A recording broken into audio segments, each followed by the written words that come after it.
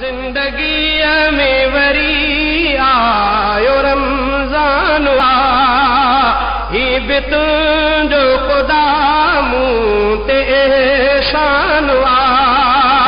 मां तो रोज़ा रखां मन बचां बाहि खां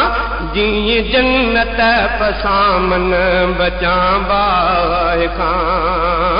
भरवसो आ घणो तुंहिंजे रब प्यार ते बाझ काका शुकर मूं गुनगार ते आस दिल जी आ तोखे